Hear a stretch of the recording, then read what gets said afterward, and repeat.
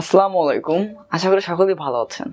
আজকে আমরা রিভিউ করব OPPO F21 Pro এই মোবাইলটি দেখতে খুবই সুন্দর, গুড লুকিং একটি মোবাইল। কিন্তু শুধু সুন্দর থাকলে হবে নাকি, এর মোবাইলে আরও কিছু আছে। তো তার বিস্তারিত জানতে সম্পূর্ণ ভিডিও ধৈর্য সহকারে আমার দেখতে হবে। তাহলে চলুন বন্ধুরা, বেশি কথা বলে আমরা মূল ভিডিও শুরু করি।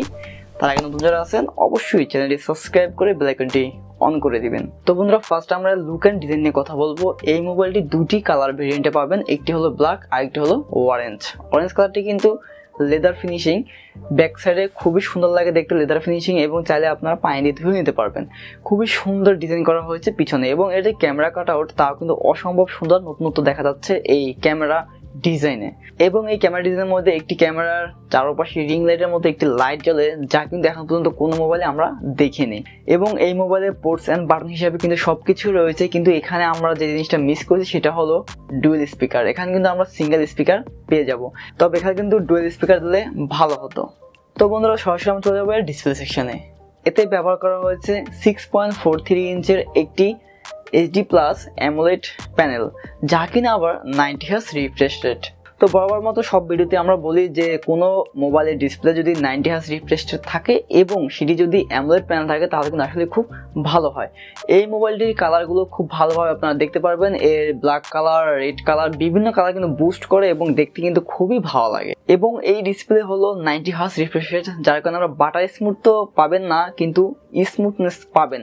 120 হলে কিন্তু বাটার স্মুথ একটা পারফরমেন্স আপনারা এখান থেকে পেতেন, কিন্তু এখানে যেহেতু 90 হার্জ রিফ্রেশ রেট ব্যবহার করা হয়েছে, সেক্ষেত্রে কিন্তু ভালো একটা পারফরমেন্স আপনারা এই ডিসপ্লে থেকে পাবেন, এবং এর ভিউইং এগুলো খুব সুন্দর।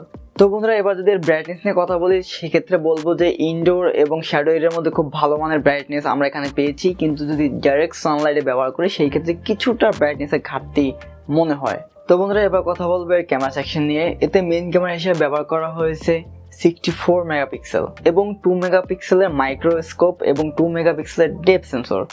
তো এখানে কিন্তু মাইক্রোস্কোপ একটি লেন্স ব্যবহার করা হয়েছে, যা এ যাবৎকালে আমরা কোনো মোবাইলে এখন পর্যন্ত ব্যবহার হতে দেখিনি, অনেকটাই নতুন।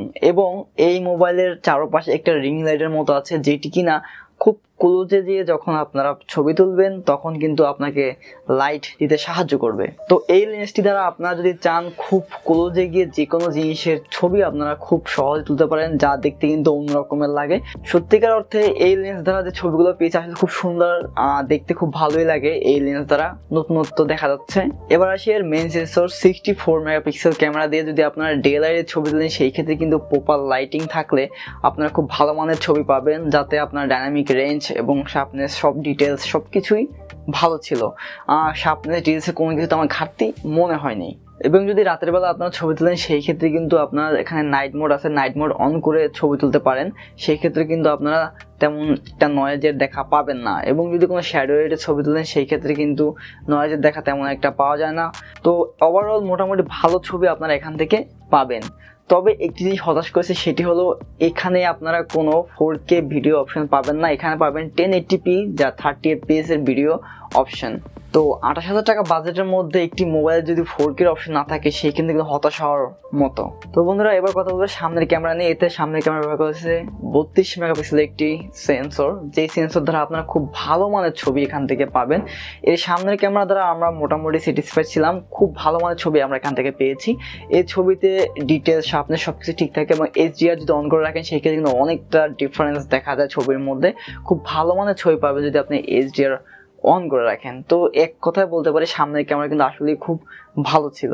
তো বন্ধুরা, এবার কথা বলবো পারফরমেন্স নিয়ে। এতে ব্যবহার করা হয়েছে 8GB র্যাম এবং 128GB রোম, এবং এতে প্রসেসর হিসেবে ব্যবহার করা হয়েছে স্ন্যাপড্রাগনের 680 এই প্রসেসরটি ব্যবহার করেছে, যা 6nm ফেব্রিকেশনের তৈরি। তো এখানে কিন্তু অনেকটাই পিছিয়ে আছে এই প্রসেসর। 28,000 টাকা বাজেটের মধ্যে কিন্তু অনেক ভালো ভালো প্রসেসর আমরা আশা করি, সেই ক্ষেত্রে কিন্তু এখানে অনেক পিছিয়ে থাকবে এই প্রসেসরটি। এই প্রসেসর দেখে একটা কথাই মনে আসে ফার্স্ট, যে 20,000 টাকার মোবাইল। আসলে কিন্তু এটি 20,000 টাকার মোবাইল নয়, এটি কিন্তু 28,000 টাকার দামের মোবাইল। এবং এই মোবাইলটিতে র্যাম ব্যবহার করেছে 8GB RAM, more than enough. তো শুধু বেশি র্যাম থাকলেই যে মোবাইল ফাস্ট হবে সেটা কিন্তু একদমই নয়। এখানে যে র্যাম ব্যবহার করেছে তা কিন্তু হিউজ পরিমাণে র্যাম ব্যবহার করা হয়েছে এর প্রসেসর অনুযায়ী। তো আমি মনে করি যেখানে এত র্যাম না ইউজ করে এখানে কিন্তু ভালো মানের একটা প্রসেসর ব্যবহার করা দরকার ছিল, যেহেতু এটি মিড রেঞ্জ লেভেলের একটি মোবাইল। তো বন্ধুরা এবার কথা বলবো গেমিং সেকশন নিয়ে। এখানে আপনারা পাবজি, ফ্রি ফায়ার, এসপোর্ট এই ধরনের গেম আমরা প্লে করে দেখেছি। লো গ্রাফিক্সের আপনারা এই ধরনের গেম প্লে করতে পারবেন, সেই ক্ষেত্রে কোনো ধরনের সমস্যা হয় না। কিন্তু আপনার এর থেকে একটু হাই গ্রাফিক্সে গেলেই বিভিন্ন ধরনের সমস্যা, ফ্রেম ড্রপ এবং লেগ এই ধরনের সমস্যা এখানে দেখা যায়। এবং অ্যাপ ওপেনিং ক্লোজিং এর মধ্যে তেমন কোনো সমস্যা দেখেনি। ব্যাকগ্রাউন্ডে 3-4টা অ্যাপ আমরা একসাথে রান করে দেখেছি, তেমন কোনো লেগ আমরা এখানে লক্ষ্য করিনি। তো এখানে ব্যবহার করে 4500 mAh এর ব্যাটারি। এখানে যদি আপনারা 90 Hz রিফ্রেশ রেট অন করে রাখেন সেই ক্ষেত্রে কিন্তু একদিনের মতো ব্যাকআপ পেয়ে যাবেন। এখানে যে প্রসেসরটি ব্যবহার করা আছে সেটি কিন্তু 6 nanometer ফেব্রিকেশনে তৈরি। তো এই প্রসেসরটি কিন্তু ব্যাটারি খুব কম ড্রেন করে, তো এই ক্ষেত্রে খুব ভালো মানের ব্যাটারির ব্যাকআপ আপনারা এখান থেকে পাবেন। তো বন্ধুরা ওভারঅল যেটি বলবো সেটি হলো 28,000 টাকার দামের মধ্যে এই মোবাইলটি কেমন হবে। আমার একটাই কথা, 28,000 টাকা দামের মধ্যে এই মোবাইলটি মোটেও ভালো হবে না। যারা ভাবছেন যে হেভি গেমিং করবেন বা একটু পারফরমেন্স প্রেমী, যারা ভালো পারফরমেন্স খুঁজেন, তাদের জন্য কিন্তু এই মোবাইলটা একদম ঠিক নয়। যারা এমনি ব্যবহার করবেন, জাস্ট গুড লুকিং, ভালো ক্যামেরা, তাদের জন্য কিন্তু ঠিক আছে। তারপর আমি বলি 28,000 টাকা কিন্তু হিউজ। এই টাকার মধ্যে কিন্তু আপনি ভালো পারফরমেন্স, মোটামুটি মানে কিন্তু ক্যামেরা আপনারা পেয়ে যাবেন। তো বন্ধুরা তারপর যদি কোনো ধরনের প্রশ্ন থাকে অবশ্যই কমেন্ট জানাবেন, আমি উত্তর দেওয়ার চেষ্টা করব। দেখা হবে অন্য কোনো ভিডিওতে। সে পর্যন্ত ভালো থাকবেন, সুস্থ থাকবেন। আর আমার চ্যানেলটি এখনও যা সাবস্ক্রাইব করেননি অবশ্যই সাবস্ক্রাইব করে বেল আইকনটি অন করে দিবেন। আল্লাহ হাফেজ।